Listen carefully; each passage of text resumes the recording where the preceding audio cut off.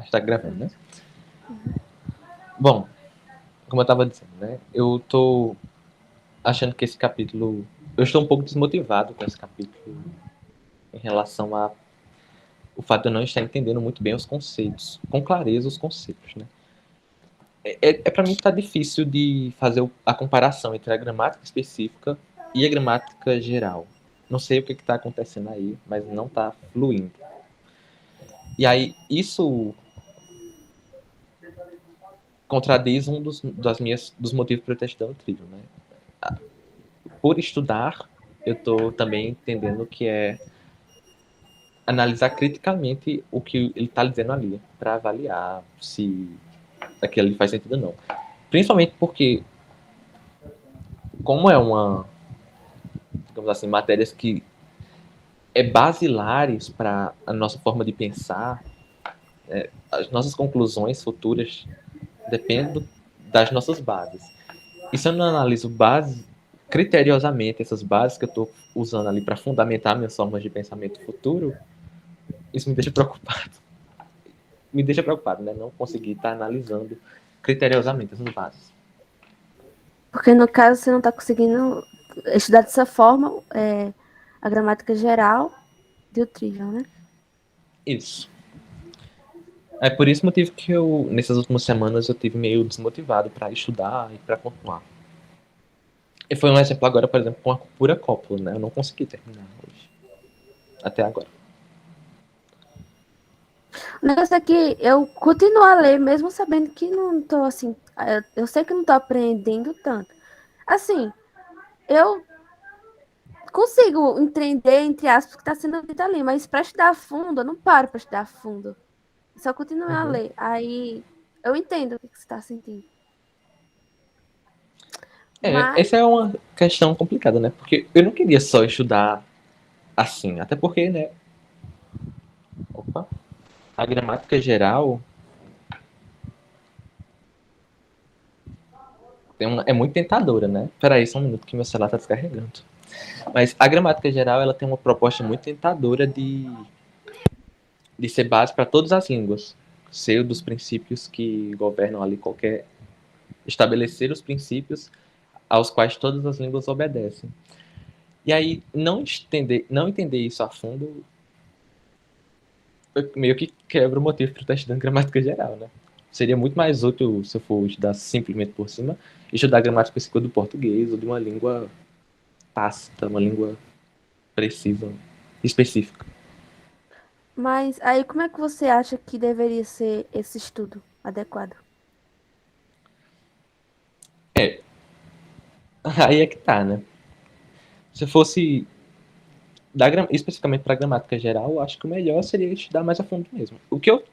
Particularmente, o que eu vou tentar aplicar para ver se contorno é recapitular, é tentar rever os conteúdos dos capítulos, né?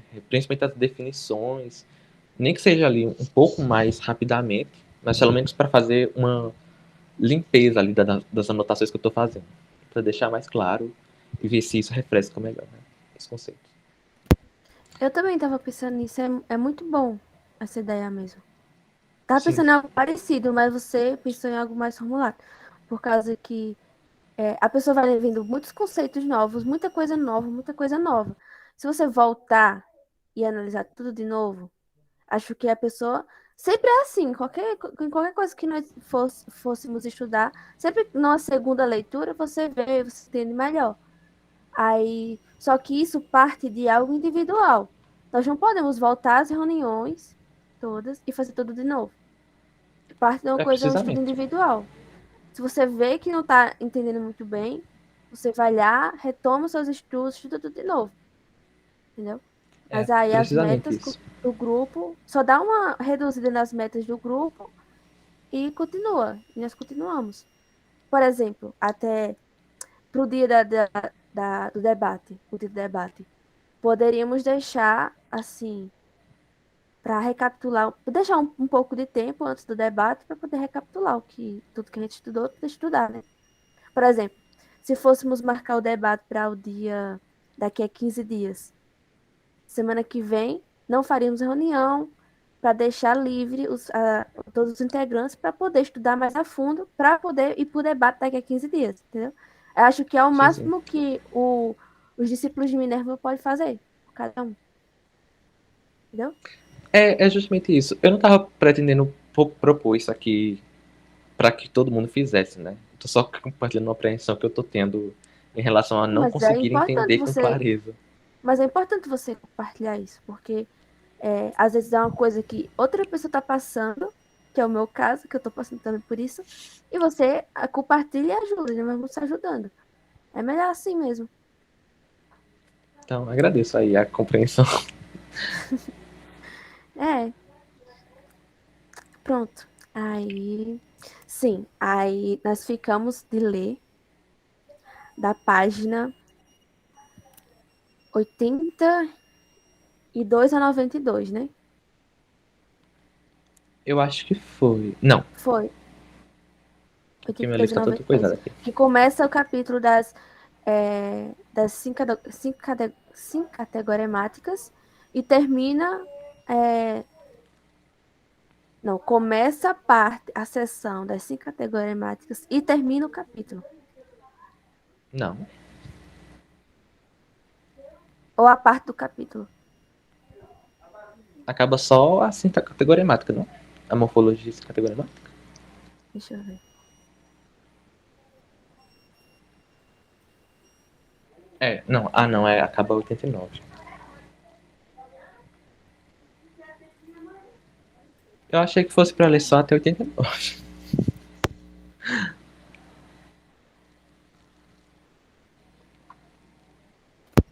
Eu tava falando mutada. Não era pra acabar tudo mesmo, por causa que. Até porque é um pouquinho. Ah, pois eu só li até. Tava achando que era pra ler só até parte de até a pura cópula. Que é quando acaba a morfologia categorimática. A sessão. Mas o capítulo não acaba na 92, não. Acaba na 95, né? Mas tem um Pelo que eu tô vendo aqui. resuminho lá, deixa eu ver. Acaba no 95. É porque eu li tudo isso mesmo. Tu leu isso aqui parte toda? Até pontuação oral? Fui até 95. Caramba. Mas é muito bom a página da página 89 deixa eu ver, a 95. Por causa que ele vai A função da resumindo tudo gramática. aquilo. Sim, sim. Eu dei uma olhada aí por cima. Achei, parece ser bem interessante mesmo. Eu fiquei pulando. Eu gosto de vez em quando eu tenho esse costume de pular os capítulos pra ver lá o de lógica, os capítulos posteriores. É bem Mas aí, no interessante. caso, para a próxima semana, não vamos incluir essas páginas, não. Por causa que, como ele é resumo de tudo, nós iríamos fazer uma reunião só para voltar tudo que nós já conseguimos estudar. Entendeu? Do capítulo 3 ou desde o capítulo 1? Do 3, né? Fica mais Isso, temático. do capítulo 3. Por causa que até a 95 é um resumo de tudo. Hum. Ah, o. Sim, essa que tu falou, né? A parte da 89. A função da gramática, quando ele começa da função da gramática. Sim, sim. Aí, no caso, eu tô falando que para a próxima semana nós comecemos a ler a página 97, que é o capítulo Termos e seus equivalentes gramaticais, definição e divisão. Então, tô até com um pouco de medinho, assim, em relação a esse título. Vamos estudar termos. Eu vi esse capítulo hoje. Eu olhei, dei uma lida. É bem interessante. Ele, Eu acho que cada vez mais eu chega vou deixar ele. para perto de lógica, né? Que era o que eu tava Cada vez interessado desde mais o vem. começo. Acho que. Vamos ver se eu tô ou não pegando spoiler. Algo a ver sobre interpretação, que vai ajudar a Interpretação do interpretação quê? de termos. Tipo, uma frase formada de termos aí vai ajudar. Enfim, não sei. Vamos deixar para as próximas semanas. Não vamos nos Deixa antecipar. aí. Não vou Pronto. dar spoiler. Aí nós ficamos de estudar as funções, as palavras, sim, Sim, categoria. categorimáticas. É. E aí? Essa sessão ela é dividida basicamente. Essa sessão ela basicamente se subdivide em dois tópicos principais, né? Que são as palavras definitivas e as palavras. As conjunções. Aliás, são três sessões. Três tópicos que ela se subdivide. É as palavras determinativas, as conjunções e a pura cópula. E ela vai desenrolar cada uma dessas especificamente. Começando aí pelas palavras definitivas. Elas são as palavras que, associadas ao nome comum, têm a Mas primeiro, capacidade e calma aí. A morfologia sim categorimática é o quê? É a a morfologia seção. as palavras sincategorimáticas, né, que é o objeto de estudo da morfologia sincategorimática, elas são essas palavras que só têm significado quando elas são associadas a outras palavras, diferentemente dos substantivos, que representam as substâncias mesmas, né? Elas têm um significado muito claro Por si só. por si só. Já essas sincategorimáticas, elas não têm significado por si só, elas servem ali mais para unir as palavras ali na frase. Ou dar algumas características mais. Dar uma definição, né? Como é o caso das definitivas. Elas destacam uma ideia que já está implícita ali no substantivo. Nas palavras categorimáticas, aliás. Pronto. Aí temos as definitivas ou determinativas. Você que estava falando. Aí, em um Trivium diz o seguinte, que elas são palavras que, quando associadas a um nome comum, é capaz de selecionar ou destacar um indivíduo ou um grupo de indivíduos para fora da classe designada pelo nome comum. Aí ela tem um artigo e tem uma palavrinha complicada que é Eu tô lendo Deico. deictico. Deictico. Deico. Nunca ouvi essa Deictico. palavra. Muito bacana. Acho que essa palavra só existe. Eu só ouvi essa palavra no contexto do grego antigo. Palavras com grego. De linguagem como o grego antigo. Nunca ouvi Pronto, falar. sim, aí um exemplo mais claro, assim, das palavras definitivas, determinativas, você usa mais a palavra definitiva ou determinativas? Definitiva. Eu geralmente uso a Definitivas. definitiva. Um exemplo mais claro, assim, é o artigo na língua portuguesa. Parece muito, né? Por causa que ela vai dizer qual é o indivíduo. Se é um indivíduo ou o indivíduo, enfim. Aí, só que, claro, vamos prestar atenção de não confundir a gramática geral com o português. As definitivas Uhum. são mais que isso, né? E um tipo das definitivas é o artigo, que pode ser definido ou definido. No caso do indefinido, a palavra vai selecionar um indivíduo, mas não fala qual é aquele indivíduo. E o definido é aquela palavra que singulariza o indivíduo. Vai dizer que é o indivíduo e não um indivíduo.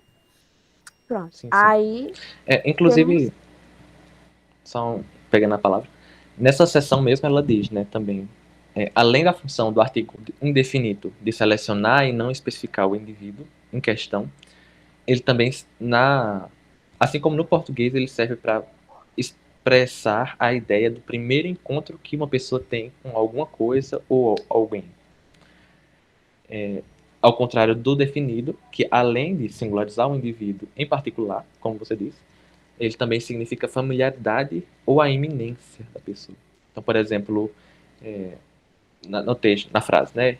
Eu conheci um homem. O homem era alto. O homem era alto. Você vê que no começo você está se referindo à mesma pessoa, né? O homem, assim, o mesmo homem. Mas no primeira frase você utiliza o artigo indefinido para dar a ideia de que você não conhecia, ou que é a primeira vez que você está falando sobre esse homem. Já na segunda já está denotando ali a familiaridade que se tem com esse indivíduo. Uhum, é. Aí, além disso, o Trivium também vai trazer os deíticos. Deítico. Deítico. Deítico. É, isso aí.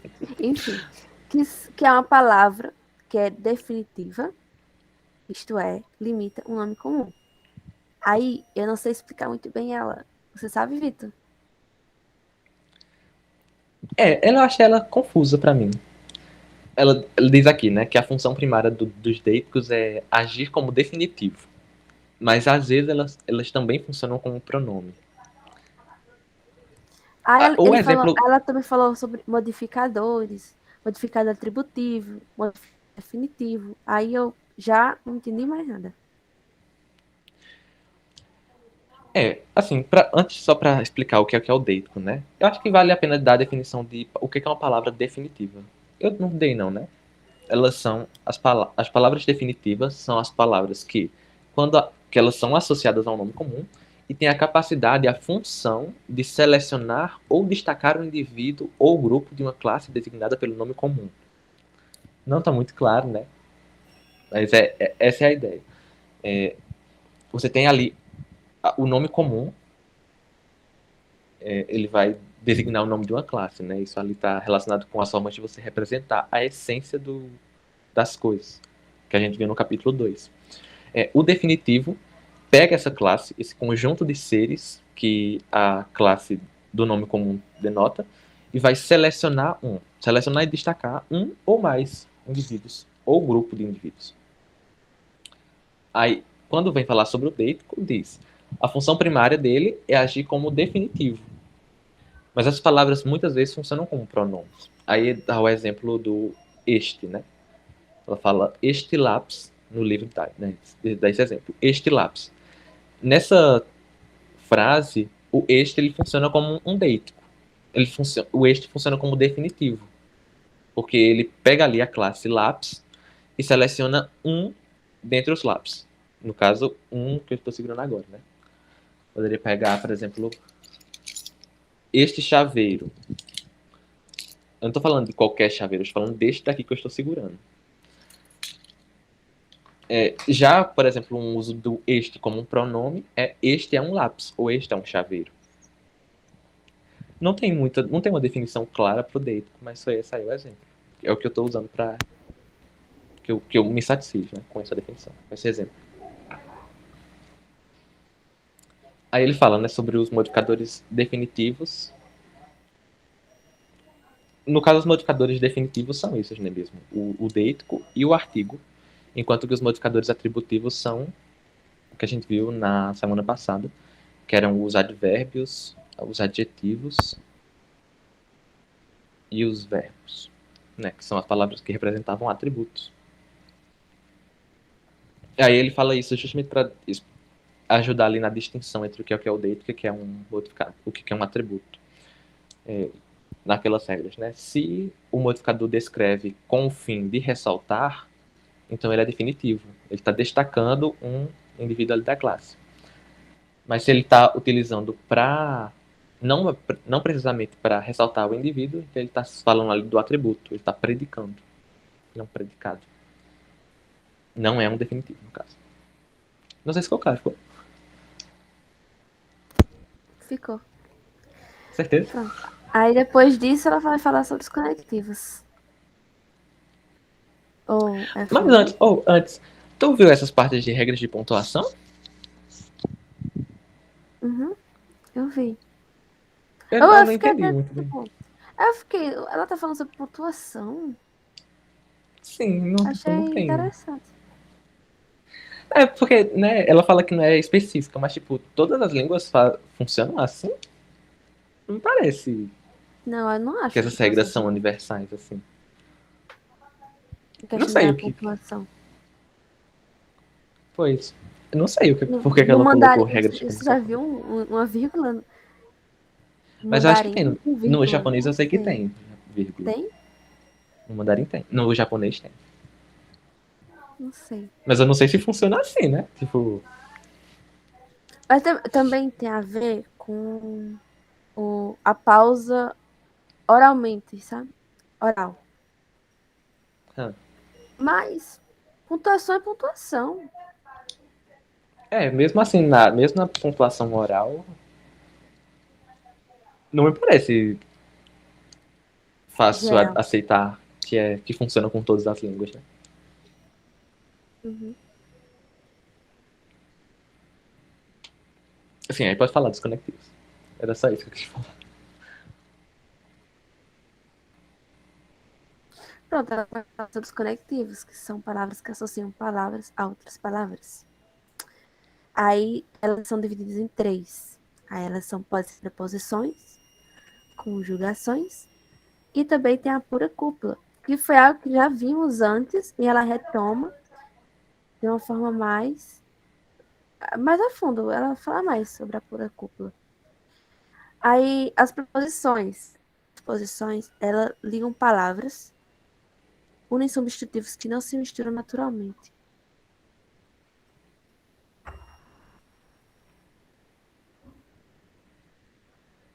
Sim. Ah, fala daí das funções da proposição. É basicamente unir substantivos. Eu, nessa parte eu achei muito interessante a nota do tradutor. Tu lembra dessa nota específica? Ele fala, né, que parece contraditório dizer que as substâncias não se misturam naturalmente. Deixa eu achar aqui a parte. Ele diz aqui. É a nota Sim, ela fala 32. que as preposições unem substantivos que não se misturam naturalmente. Só que é importante é, não esquecer que as preposições expressam a relação entre essas substâncias sem lhes roubar a sua natureza específica. Não é dizendo. Quando ela diz que as preposições unem substantivos que não se misturam naturalmente, não quer dizer que são a mesma coisa. Quer dizer que dá para. Ela tem relação, uma palavra com outra tem relação em sua natureza, mas elas não são a mesma coisa. Porque não se pode roubar a natureza específica das substâncias. Quando ela fala que as substâncias, né, não se misturam na natureza, é claro, né, as coisas não se misturam na natureza. Se você pegar ali num lápis, ele não vai se dissolver e se tornar parte de você, e você vai virar parte do lápis. Basicamente essa é a ideia, né? Tanto que ela dá o exemplo. Você não pode somar 5 cachorros com 2 gatos, porque são coisas diferentes ali.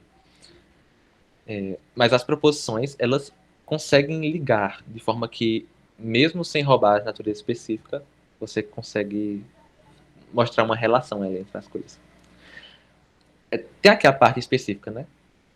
Quando ela diz assim: na natureza, aspas, né? Na natureza, os acidentes na substância e na gramática, atributivos e substantivos, misturam-se e aglutinam-se naturalmente. Por exemplo, rosa, vermelha. Você vê ali, rosa é uma substância e vermelha é um atributo, qualidade, né? Mas na natureza, substâncias não se unem umas às outras. Nem as substâncias se misturam nem os... Não. Na natureza, as substâncias não se unem umas às outras e nem as substâncias se misturam na gramática. Por exemplo, o lençol sobre a cama.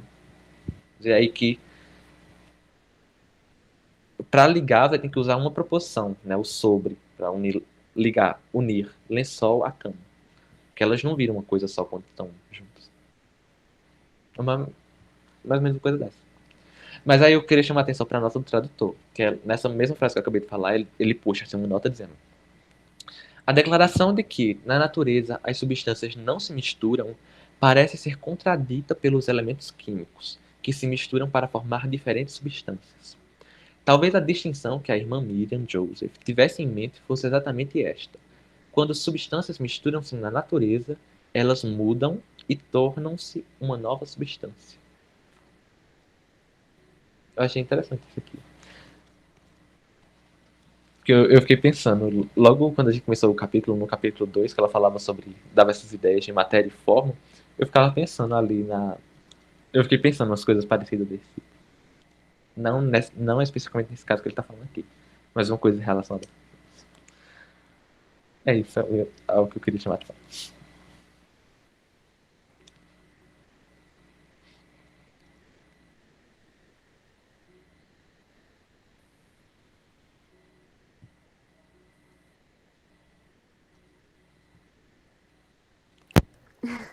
De novo, esqueci que tava mutada.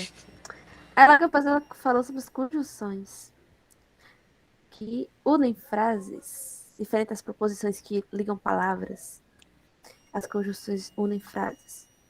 Aí, as conjunções, quando são puras, elas são coordenativas. Aí elas podem ligar ou podem separar. Aí, no caso, as conjunções unem as frases, mas não unem o sentido das duas frases. Elas só unem, só encaixam. Aí, Isso os quando ela separa, advérbios. né? Isso, Unir a frase, mas não exatamente. sentido é quando separa. Aí, advérbios conjuntivos, eles podem ser coordenativos, porque eles ligam frases e orações independentes. Aí, depois, ela fala sobre os advérbios conjuntivos, que podem ser subordinativos. Há os advérbios conjuntivos que podem ser coordenativos e há os advérbios conjuntivos que podem ser subordinativos. No caso dos subordinativos, elas ligam uma oração dependente a uma oração independente, formando uma frase complexa. Isso. Aí ela dá mais regras de pontuação, né, também. E passa pra pura cópula. Isso. Que é Pode aquela explicar. palavrinha que vai conectar o sujeito e o predicado, que é muito importante para a lógica. A pura cúpula, assim, por causa que a lógica, ela se preocupa muito com aquela frase enxuta, que é afirmativa do sujeito, da pura cúpula e do predicado, que a pura cúpula é aquela que conecta os dois. No caso, por exemplo, a palavra é, o verbo é no sentido de ser, que não é nem predicado e nem é uma parte do predicado e nem é o sujeito. Ele é a pura cúpula. No Aí, caso, no caso, distinção, né? Esse não é o verbo ser. Ele é só uma palavra de ligação mesmo. sim, é verdade. Se for o verbo ser, já é diferente, já faz parte do predicado. Desculpa É. pelo erro. Aí a pura Ah, acho que é só cúpula. isso que eu acho. Eu errei, foi.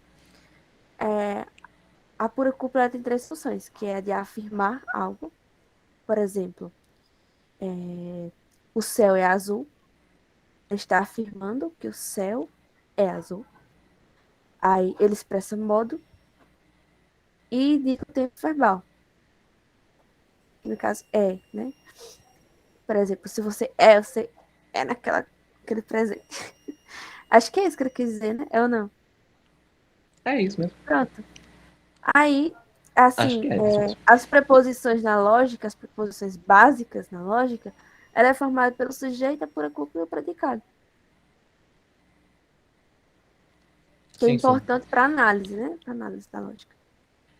Inclusive, Pronto. ela vai Aí, tratar isso especificamente no próximo. No capítulo 4, eu acho. 5, eu acho. Quando ela vai falar sobre proposições. Porque eu tava olhando esse capítulo. pronto. É tudo muito importante você saber, você entender a gramática geral, para você observar se as preposições fazem sentido, não só a partir do que você está querendo falar com aquilo, mas no seu conteúdo. Você pegar uma preposição e poder emitir juízo se aquela preposição ela está corretamente escrita, para poder você partir para uma análise lógica e argumentativa, e logo após argumentar. Você tem que saber o que você está falando, pelo menos está bem escrita e está completamente entendida em relação a isso. Por isso que é importante você saber da gramática geral, para depois você estudar a lógica. Aí, terminando essa sessão sobre as palavras sincategogramáticas, vamos partir para uma outra sessão que fala sobre análise sintática na gramática geral, que ficou combinado de estudarmos, mas acho que não ficou muito claro na reunião passada. E por My isso, bad, my bad. João Vitor não estudou a fundo, mas como é algo que vai recapitular um pouco. Você leu, Vitor? Pelo menos assim, para poder. Não, eu achei que fosse preparar no final dessa sessão. Mas pode continuar, eu vou acompanhando aqui na leitura com o livro. É por causa que, assim, eu vou só passar por cima, assim, que é para na próxima reunião, começarmos a estudar outro capítulo. Bem, na análise sintática da gramática geral, que eu pude perceber, é a importância do estudo para o estudo da lógica. A importância de você analisar uma frase para você poder emitir juízo lógico sobre aquilo.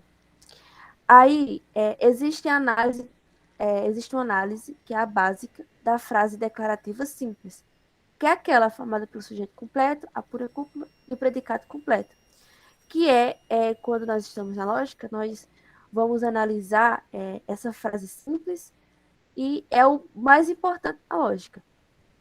Mas também tem outro tipo de análise, que é a análise sintática detalhada, que ela não é tão, de acordo com o Trivium, não é tão importante assim. Mas na análise sintática detalhada, nós vamos analisar o quê?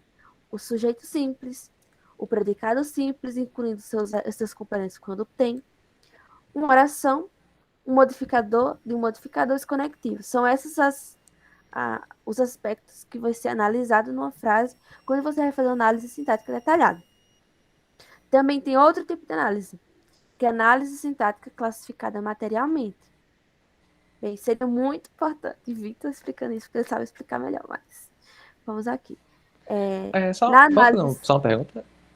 Na parte do análise sintática, essa que você falou que é mais detalhada, ela é mais elementos importante tanto para a gramática também, ou só para a lógica, que ela não é tão importante? Pelo que eu estava entendendo no que ela estava falando no livro, ela estava falando sobre análise para lógica. Sim, sim. Mas, eu acho que era nesse sentido que ela estava falando. Até porque Então ela tudo só... que nós estávamos fazendo até agora era uma análise gramatical. Querendo ou não, uma análise gramatical. Uhum. Enfim, nessa análise sintática classificada materialmente, eu acho que tem algumas questões metafísicas em relação a isso, mas eu não me adentrei muito. Só que existem três aspectos importantes nessa análise, que é você estudar uma palavra, a sentença e a oração, basicamente. Aí, como fazer isso de fato, eu não sei. Eu acho que eu sei mais se fosse na análise declarativa simples, que é quando você vê o sujeito, a pública e o predicado. Sim, Né? Que sim. a pessoa vê muito... Por exemplo, a tabela de verdade. A tabela de verdade, você lembra? Quando você estudou filosofia ou estudou Tabela. programação. Tabela verdade? Lembro Verdadeiro. da lógica, sim, sim. A Lembro utilização do i, do ou, do não, né? Lembro, sim. Pronto. Porque você pode perceber que tudo ali você está usando uma frase declarativa simples, né? Com a pura cúpula. É por isso que... Nas proporções simples, né? Uhum. Aí, logo depois, ela vai falar sobre a função da gramática. Que a função da gramática para ela é estabelecer leis para relacionar símbolos de modo a expressar o pensamento. Algo que ela está retornando desde o início, né? Porque a utilização dos símbolos é para expressar o pensamento, que é algo exclusivo dos seres racionais. Tá? Né? Aí, aí ela fala que os símbolos categoremáticos são aqueles que são relacionados e os símbolos sincategoremáticos são aqueles que são os meios de relacioná-los. Os símbolos categoremáticos que são relacionados porque eles têm um significado por si próprio, e os símbolos sincategoremáticos são aqueles que vão relacionar os categoremáticos com os categoremáticos. Pronto. E a frase é a relação que essas palavras têm.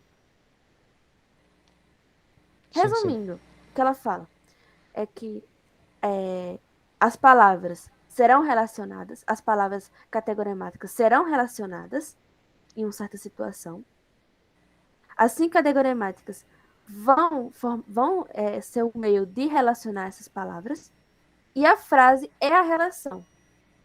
É a relação construída das palavras com os seus conectivos, né? Com seus conectivos. E os predicados, enfim. Pronto. Aí, Eu posso fazer ela... um comentário? Uhum, claro. Esse tópico, ele fala justamente sobre uma coisa que eu estava lendo ainda há pouco. Porque recentemente eu fui buscar novamente novas fontes para estudar, para saber o que é gramática geral. E aí eu encontrei uma página na Wikipédia em espanhol, porque em português não tem. E ele diz, né, o que os princípios teóricos, o princípio teórico. Logo no primeiro parágrafo dessa seção da Wikipedia diz que a ideia, o princípio, né, básico que fundamenta a gramática geral é a ideia de que todas as línguas têm um fundamento comum.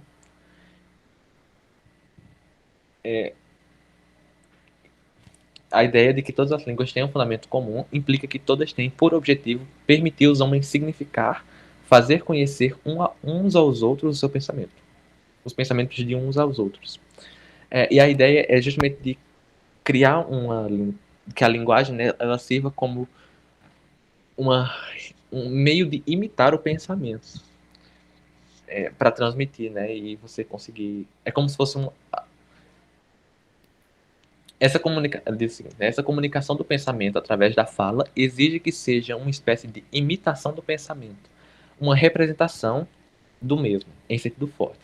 Isto é, que a palavra, além de signo, comporta como analogia interna com o contenido que transmite, com o conteúdo que transmite. Acho que isso tem. Não sei, mas eu acho que isso estava relacionado aí com o que você estava falando.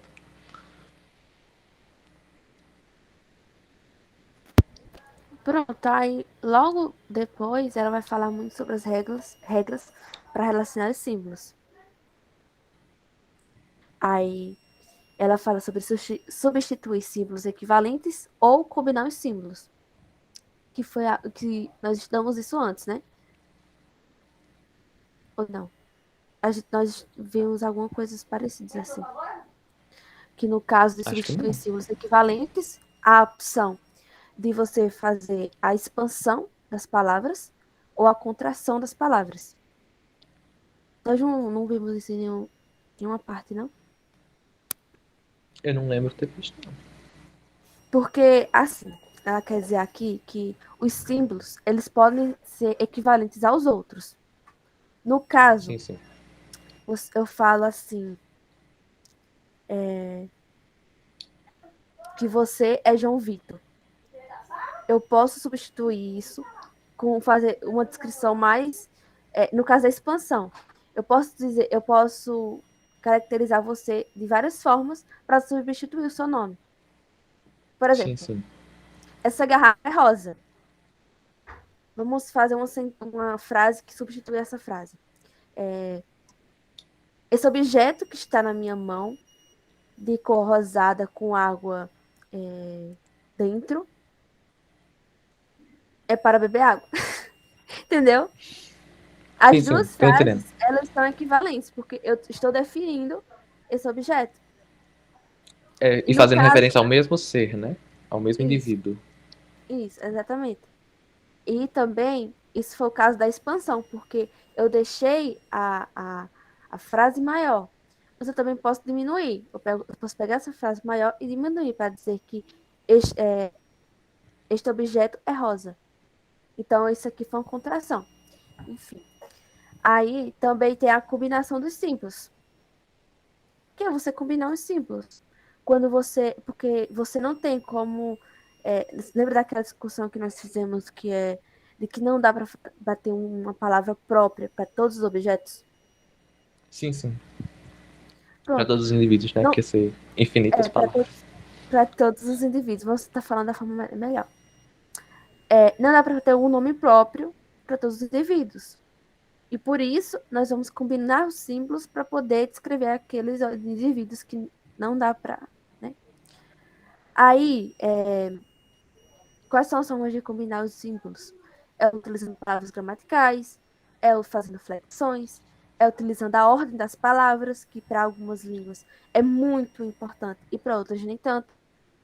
É a ênfase, por exemplo, porque a ênfase é muito importante também, que é quando nós vamos falar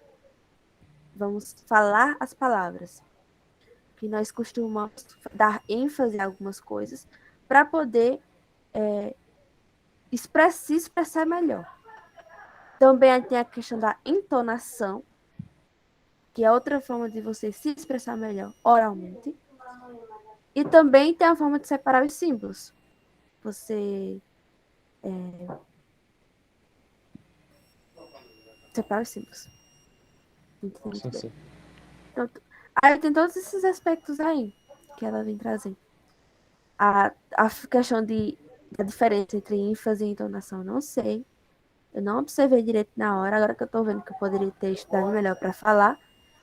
E também ela fala bastante sobre a questão da oralidade, que existe uma pontuação ali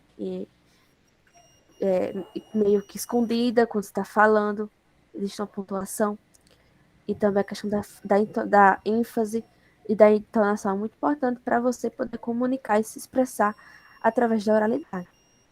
Aí pronto, depois disso, ela conclui essa parte do capítulo. Sim, sim. É, parece ser bem interessante essa parte.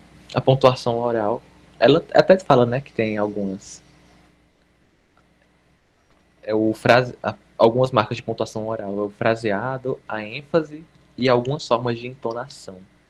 Ela até cita a parte dessa inflexão que a gente faz na voz quando a gente vai fazer uma pergunta, por exemplo. Bem interessante essa parte. Ela faz essa metáfora, essa comparação, né? Que o fraseado, a ênfase está para a linguagem oral, assim como as marcas de pontuação estão para a escrita. Um capítulo bem interessante, uma sessão. Você quer deixar para a próxima semana para você? Não, eu vou dar Ou uma lida nessa semana, mas a você gente faz o estudo, pode. você faz o seu estudo individual, já que você gostou. Mas para a próxima semana vamos deixar outra meta. Uhum. Já que nós passamos uma semana inteira já sem reunião, né? Sem encontro. Sim, sim. Então, a partir de agora, a gente começa o capítulo 4, né? Isso. Olha só, nós Aproximadamente estamos vai ser a partir. andando. Começar com termos e seus equivalentes gramaticais. Pronto, que é a página 97. Mas nós vamos até que página?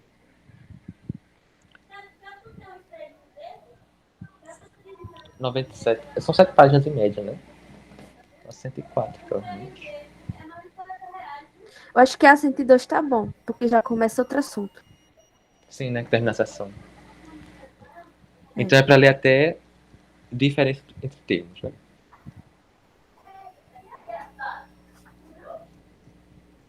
Né?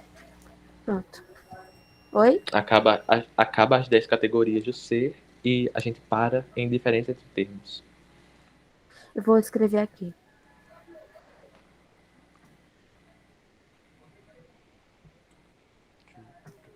Página 90 e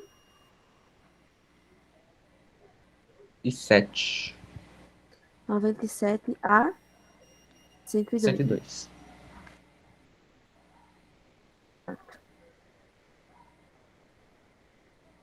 E é isso. Tchau, tchau, galerinha do YouTube, né? Tchau, tchau, gente. Prazer.